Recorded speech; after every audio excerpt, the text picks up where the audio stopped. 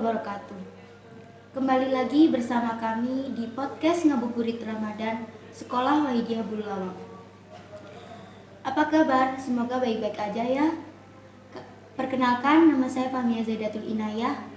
Kali ini kita akan membahas mendongkrak kecerdasan religius question remaja. Pada saat ini saya nggak sendirian, karena saya ditemani dengan narasumber kita, yaitu Bapak Dr. Andes Muhammad Subhan, Magister Agama. Assalamualaikum Bapak. Waalaikumsalam. Oke teman-teman, kecerdasan adalah kesempurnaan terhadap penghayatan akal dan budi pekerti. Sedangkan religius adalah sikap yang menunjukkan penghayatan terhadap ajaran agama, baik Islam maupun non-Islam. Kebanyakan orang tua pada zaman sekarang tidak terlalu mementingkan kecerdasan religius pada anaknya. Bahkan mereka sama sekali tidak mengenalkan religiusme pada anak-anaknya. Nah, untuk pendapat lebih jelasnya lagi, mari kita dengarkan penjelasan dari narasumber kita, yaitu Bapak Dr. Andes Muhammad Subhan, Magister Agama. Kepada beliau kami persilahkan. Assalamualaikum warahmatullahi wabarakatuh. Seperti yang Anda sampaikan tadi, bahwa pada saat ini banyak orang tua itu tidak mengenalkan anaknya kepada yaitu kecerdasan religius. Anak hanya didorong untuk belajar. Sekolah tinggi, tapi tidak dikenalkan kecerdasan religius. Dari itu kita sebagai umat Islam ini harus mengenalkan bagaimana cara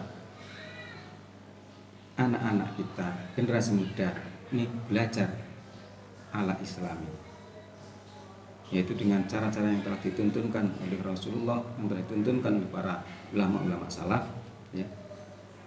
Harus memperhatikan gimana cara belajarnya. Ilmu itu bersemayam di hati, ya.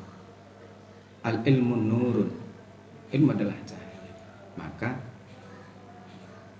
seorang anak kalau hendak belajar ini diupayakan punya wudhu. Kalau bisa terus selalu mempunyai wudhu. Dan juga di dalam belajar memilih waktu-waktu yang barokah.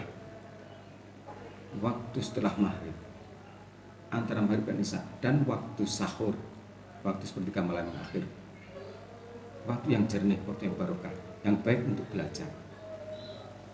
Dan juga harus perhatikan hal-hal yang membuat ilmu itu tidak bisa masuk, ilmu itu sulit untuk masuk, yang harus diperhatikan. Tempat bersamanya ilmu adalah di hati. Tapi kalau hati itu keras, hati itu kotor, itu maka nanti ilmu tidak akan kerasan, tidak akan tetap ada di dalam hati. Maka sulit orang mendapatkan ilmu. Maka untuk agar ilmu itu mudah bersemayam di hati, maka harus dijaga hati itu. Dari apa? Satu, dari makanan-makanan yang haram. Yang kedua, termasuk menjauhi maksiat. Yang ketiga, menjauhi dari perkataan-perkataan, banyak perkataan-perkataan yang tidak ada gunanya. Kemudian diraih dengan cara riadoh, dengan cara tirakat. Sekarang orang menggali ilmu, cari ilmu, sedangkan di dalam hatinya kotor. Ibarat sekarang ada tempat, ya, tempatmu di ruangan atau di kamar itu penuh dengan kotoran, penuh dengan darah, bangkai yang baunya busuk, maka kamu nggak akan betah di situ. Ilmu pun juga demikian. ilmu tidak akan masuk ke dalam hati seorang, tidak akan betah kalau hatinya kotor dari perbuatan-perbuatan maksiat. Nah, termasuk ilmu tidak akan masuk ke dalam hati seseorang kalau di situ ada anjing galak, anjing maknawi, yaitu perbuatan-perbuatan maksiat yang dilakukan.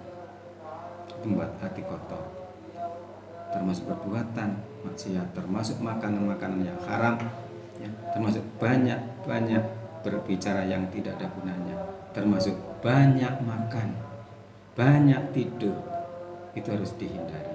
Itu yang membuat hati kita keras dan sulit untuk mendapatkan ilmu.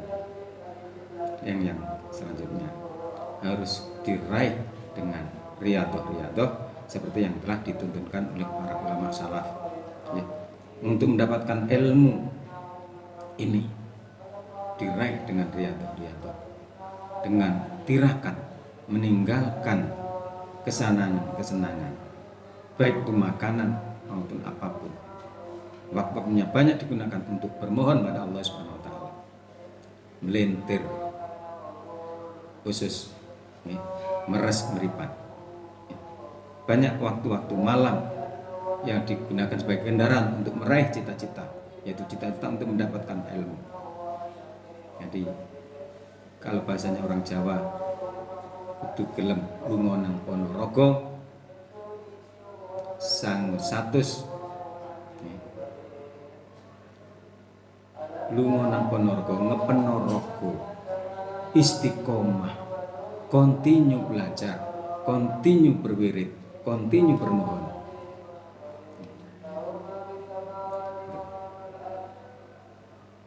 Sangune 100, sangune 100. Gorokane disat, wetenge ditus, alias poso. Kemudian lek turu bantalan merah, mereme arang-arang, turu longan, turune dilongi, mereme arang-arang, alias orang mencari ilmu, meraih cita-cita mendapatkan ilmu itu harus riyadhah dengan banyak jaga malam, munajat malam, dan siangnya puasa. Seperti yang telah dituntunkan para ulama, ada yang puasa 40 hari, ada yang puasa bila ruhin, ada yang puasa nyerobot, ada yang puasa mutih, yang mana itu ditunjang dengan doa. Malam harinya munajat pada Allah Ta'ala, itu untuk mendapatkan ilmu, ya. Itu mendapatkan, yang katakan adalah mendongkrak untuk kecerdasan religius, ya. Tidak sekedar membaca dan membaca, mengkaji dan mengkaji, tapi diikuti dengan pendekatan diri pada Allah Subhanahu wa Ta'ala, seperti yang telah dibimbingkan oleh guru kita Mbah Yai Ma'ruf, Mbah Yai Abdul Majid Ma'ruf, Kanjeng Romo Kiai Abdul Latif Majid, Kota Sirul Quran, dan Kiai Abdul Majid Al-Fikri, ya. Kita dituntunkan terus senantiasa meningkatkan batiniah, meningkatkan usaha rohani kita, meningkatkan mujadah kita. Termasuk Mbah Yai Khalil Bangkalan yang mempunyai murid-murid yang ampuh, yang menjadi kiai-kiai di Jawa Tengah, Jawa Timur, yang sukses adalah muridnya Mbah Yai Khalil Bangkalan. Itu berguru pada Mbah Yai Abu Syamsuddin, juga melalui tirakat Mbah Yai Ma'ruf, jadi orang yang ampuh, ya. Mbah Wali Agung Kediri, ya, ampuh, sehingga bisa mendirikan pondok Kedunglu adalah dengan tirakat di Mbah Abu Syamsuddin, diperintah oleh gurunya Mbah Yai Khalil Bangkalan. Termasuk Mbah Yai Majid juga riyadhah tirakat, Kanjeng Romo Yai, ya, juga riyadhah tirakat Mbah Yai Majid untuk mentaklif sholatul wahidiyah dengan kecerdasan. Ini agama ditunjang dengan ini riyadhah, sehingga bisa menaklif sholatul wahidiyah.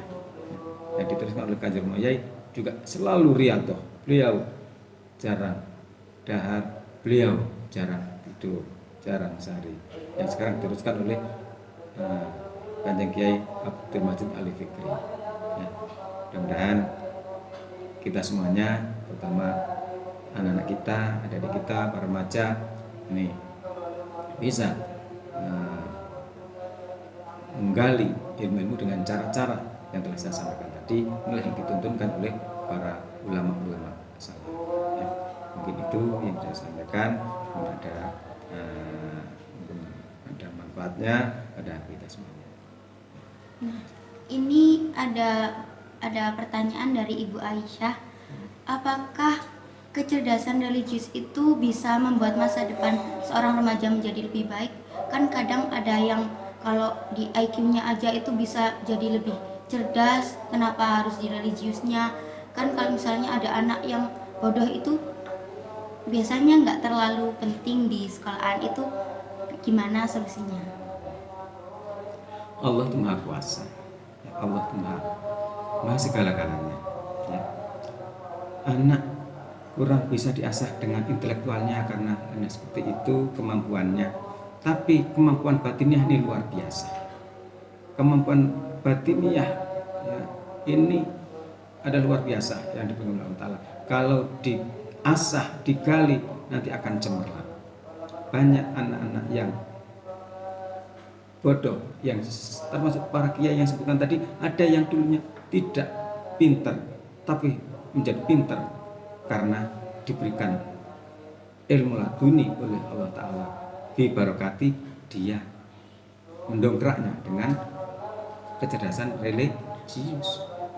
Itu banyak ulama-ulama yang dulunya waktu mondok itu ya bodoh, tapi karena menyadari kebodohannya, tapi dia semangat untuk berdoa, semangat untuk berusaha batiniah, sehingga apa yang diinginkan menjadi anak pinter dikabulkan oleh Allah Ta'ala melalui kecerdasan cara untuk mendongkrak dengan cara riyadhah, kecerdasan religius tadi. Terima kasih kami sampaikan kepada Bapak Dr. Andes Muhammad Sugeng, Magister Agama. Oke teman-teman, banyak sekali yang bisa kita dapatkan dari ini tadi. Seperti kecerdasan religius itu bisa membuat masa depan kita menjadi lebih baik dari saat ini. Banyak para ulama-ulama juga yang dulunya tidak sebegitu pintar, sekarang bisa menjadi ulama yang dikenal banyak orang. Mungkin ini saja yang bisa kami sampaikan. Oh iya, jangan lupa bisa kalian ikuti sosial media kami, Facebook, Instagram, TikTok Sekolah Waidia Bulawang. Dan jangan lupa subscribe, like, and comment channel Sekolah Waidia Bulawang. Dari kami, wassalamualaikum warahmatullahi wabarakatuh.